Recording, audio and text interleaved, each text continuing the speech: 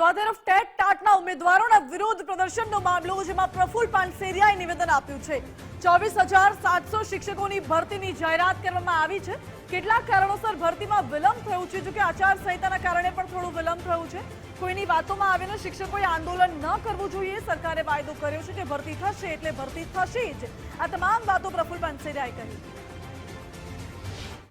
24,700 શિક્ષકો લેવા માટેની અને એ સમયે આદરણીય મુખ્યમંત્રીશ્રીના માર્ગદર્શન નીચે શિક્ષકોની ઘટ હતી અને એને પૂર્ણ કરવા માટેની સરકારે ઓફિશિયલી મીડિયા દ્વારા અને આપ સમક્ષ જાહેરાત કરી છે ને એનું શેડ્યુલ કોઈ જગ્યાએ 1-2 મહિના લેટ થયું છે। એના અનેક કારણો છે, એમાંનું એક આચારસંહિતા પણ હતું।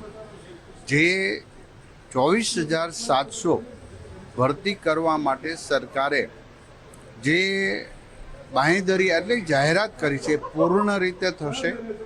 તમામ મિત્રોને હું વિનંતી કરું છું કે સરકાર તમામ પ્રકારની પ્રોસેસ શરૂ કરી છે, એમની જાહેરાત આપી દીધી છે, માટે કોઈ લોકોના દોરવણીમાં આવીને આવા આંદોલનમાં જોઈન્ટ ન થવું જોઈએ।